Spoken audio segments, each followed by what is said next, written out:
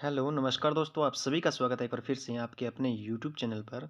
दोस्तों, आज हम इस वीडियो में 10 इम्पोर्टेंट क्वेश्चन रीजनिंग के करने वाले हैं और ये हमारा पार्ट क्या है, फोर्थ है। रीजनिंग पार्ट फोर्थ है। अगर आपने हमारे पिछले जो पार्ट है वो नहीं देखे हैं तो आप हमारे चैनल पर जाकर के पिछले पार्ट को ज़रूर देखिएगा।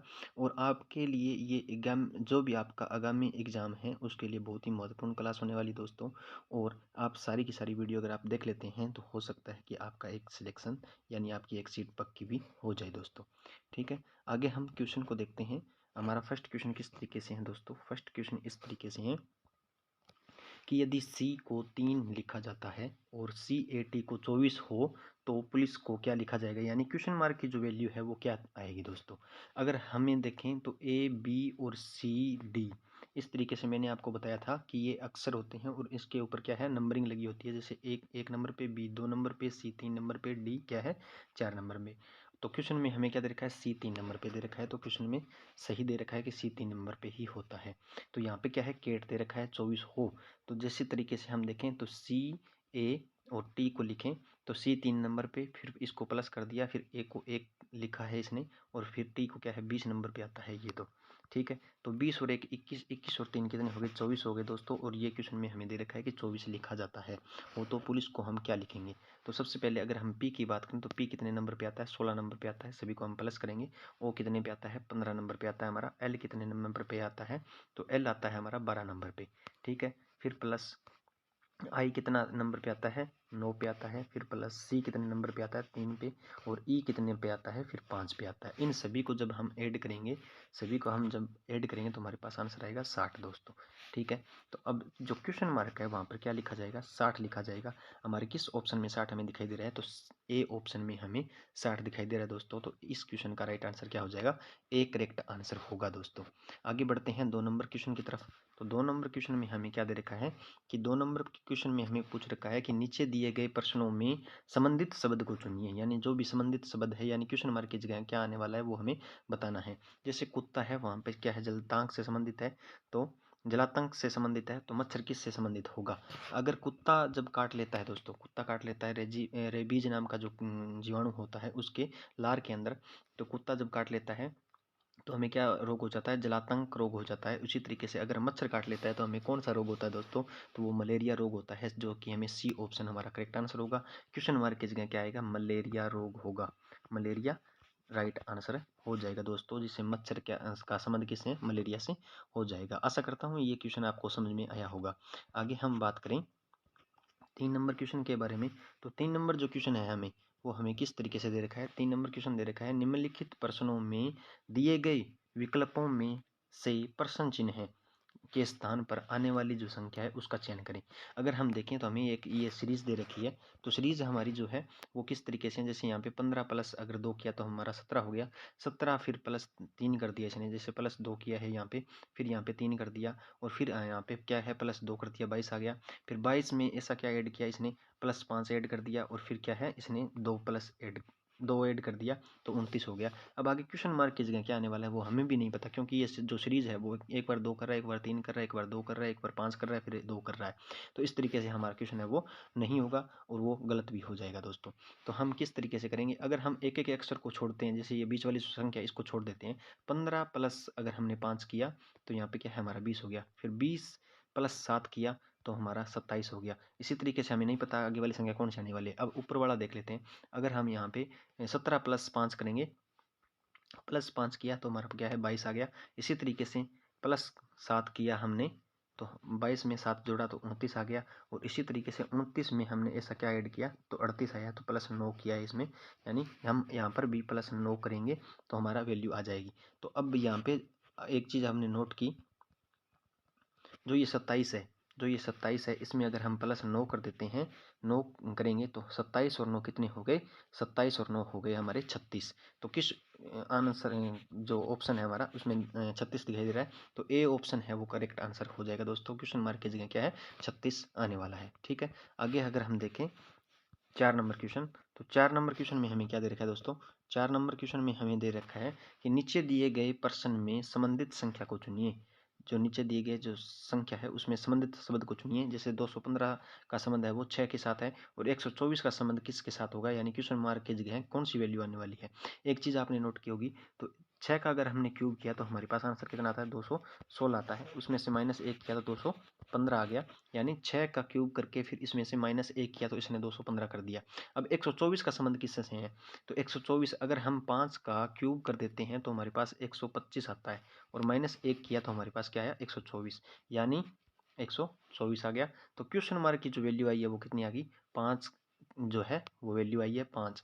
तो किस ऑप्शन में हमें दिखाई दे रहा है, डी ऑप्शन में हमें 5 दिखाई दे रहा है। तो इसका क्वेश्चन का राइट आंसर क्या होगा, 5 करेक्ट आंसर हो जाएगा, डी ऑप्शन इसका करेक्ट होगा दोस्तों। आगे हम बात करें 5 नंबर क्वेश्चन के बारे में। तो 5 नंबर जो क्वेश्चन है हमें वो किस तरीके से दे रखा है, निम्नलिखित प्रश्नों में दिए गए विकल्पों में से प्रश्न चिन्ह के स्थान पर आने वाली संख्या को चुनिए। जिस तरीके से यहाँ पे क्वेश्चन दे रखा है, यानी वर्गाकार आकार में हमें क्वेश्चन दे रखा है, तो जिस तरीके से पहले मैंने ये बताया था कि यहाँ पे जो भी संख्या जिसका क्रम हो, जैसे इस तरीके से संख्या बढ़ रही है तो इस तरीके से ही ये क्वेश्चन सॉल्व होगा। जैसे 4 से 2 हो गया, फिर क्या है 8 है, यानी बड़ी संख्या आ गई 8, फिर 8 से 12, फिर 12 से 3 हो गया, यानी ये छोटी संख्या आ गई।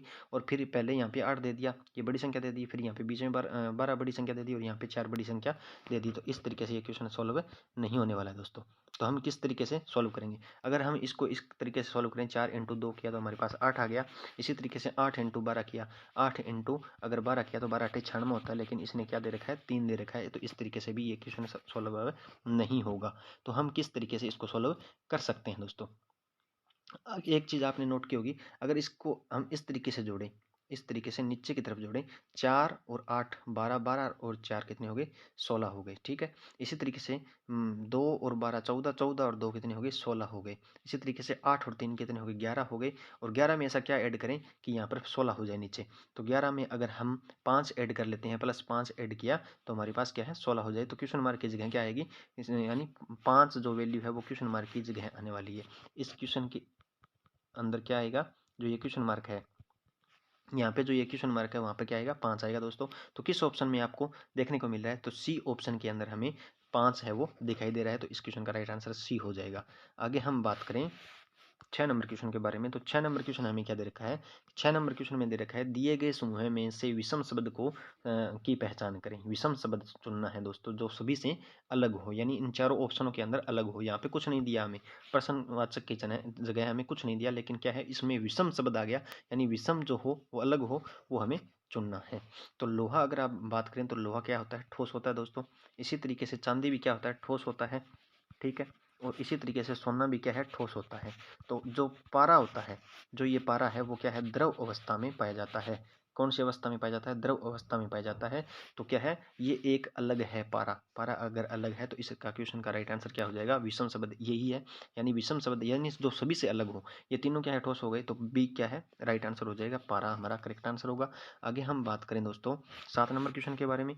तो 7 नंबर क्वेश्चन में हमें क्या दे रखा है, 7 नंबर क्वेश्चन में हमें दे रखा है कि निम्नलिखित प्रश्नों में दिए गए विकल्पों में से विषम अक्षरों को चुनिए। विषम जो अक्षर होगा उसको चुनना है। ए अगर हम बात करें तो ए आता है 1 नंबर पे, ई आता है हमारा 5 नंबर पे, तो यानी इन सभी के बीच में 4 का गैप हो गया। इन दोनों के बीच में क्या है, 4 का गैप हो गया। इसी तरीके से जे को अगर हम बात करें तो जे आता है 10 नंबर पे और एन आता है हमारा 14 नंबर पे, तो इनके बीच में भी 4 का गैप हो गया। इसी तरीके से ओ अगर हम बात करें तो ओ आता है हमारा 15 नंबर पे और एस जो आता है वो आता है 19 नंबर पे, यानी इनके बीच में भी 4 का गैप हो गया। लेकिन क्या है, जो टी है वो क्या है, 20 के नंबर पे आता है और वी हमारा कितना आता है, 22 नंबर पे आता है, यानी इसके अंदर 2 का गैप है। तो ये विषम शब्द हो जाएगा, यानी विषम अक्षर हो जाएगा। क्या है, डी ऑप्शन हमारा करेक्ट आंसर होगा दोस्तों, डी क्या है, करेक्ट आंसर हो जाएगा।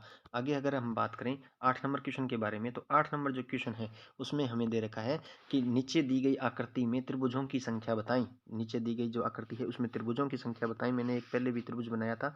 अगर ये त्रिभुज अकेला है तो क्या है, एक ही त्रिभुज माना जाएगा, लेकिन इसके बीच में एक लाइन खींच दी जाए तो एक ये हो गया, एक 2 ये हो गई, दो। अब इन तीन दोनों को अगर ऐड करते हैं तो हमारे पास 3 त्रिभुज हो जाते हैं दोस्तों। जैसे 1 + 2 करेंगे तो हमारे पास 3 त्रिभुज होंगे। एक बार मैं बता देता हूँ, जैसे इस तरीके से एक ये त्रिभुज हो गया, ठीक है। फिर दूसरा ये त्रिभुज हो गया, ठीक है। अब तीसरा जो ये बड़ा वाला त्रिभुज है, इसको भी हम ऐड करेंगे तो हमारे पास कितने त्रिभुज हो जाते हैं? 3 त्रिभुज हो जाते हैं दोस्तों।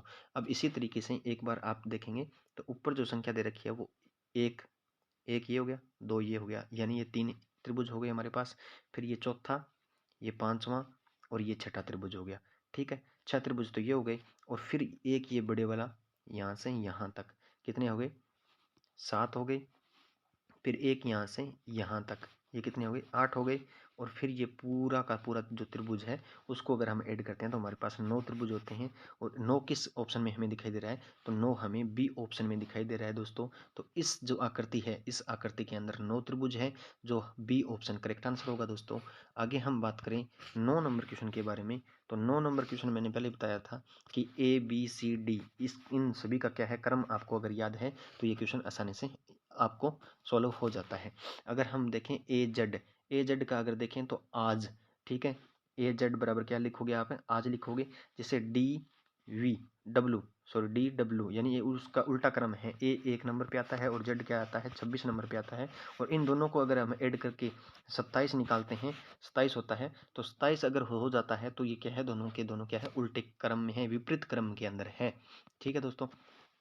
तो ए का जेड विपरीत है या जेड ए का विपरीत है?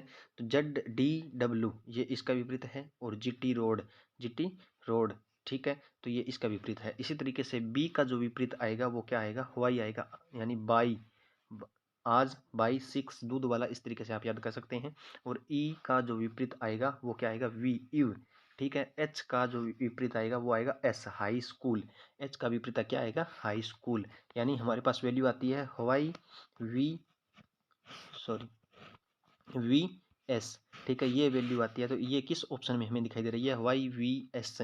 तो YVS हमें ए ऑप्शन में देखने को मिल रहा है दोस्तों। तो इस क्वेश्चन का राइट आंसर क्या हो जाएगा? ए करेक्ट आंसर होगा, ठीक है। आगे हम बात करें 10 नंबर क्वेश्चन के बारे में। और 10 नंबर क्वेश्चन करने से पहले मैं आपको बता दूं कि हमारे चैनल को पर आप नए हैं तो चैनल को सब्सक्राइब जरूर करें और बेल आइकन को भी प्रेस करें ताकि नोटिफिकेशन आपके पास पहुंचता रहे दोस्तों। और वीडियो को लाइक कमेंट शेयर जरूर करें। तो यहाँ पे दे रखा है राज्य, जिला और तहसील। राज्य, जिला और तहसील। सबसे बड़ा क्या होता है? राज्य होता है। सबसे बड़ा क्या होता है? राज्य होता है। तो हमने राज्य बना लिया, राज्य का डायग्राम बना लिया। फिर क्या आता है? राज्य के अंदर आता है जिला। राज्य के अंदर क्या आता है? जिला। जिला का डायग्राम हमने बना लिया यहाँ पे। तो जिला का डायग्राम है ये, ठीक है। उसके जिला के अंदर क्या होती है? तहसील होती है। जिला के अंदर क्या होती है? तहसील होती है। मैंने यहाँ से टी से अंकित कर दिया इसको। तो क्या है? टी से अंकित किया है वो कौन सी है? तहसील है दोस्तों, ठीक है। पहले आएगा राज्य, फिर क्या है? इसके अंदर राज्य के अंदर जिला आएगा और जिला के अंदर क्या आती है? तहसील आती है। तो आशा करता हूँ ये क्वेश्चन आपको समझ में आया होगा। और सारे के सारे क्वेश्चन आपके लिए बहुत ही मोस्ट इंपॉर्टेंट क्वेश्चन है दोस्तों।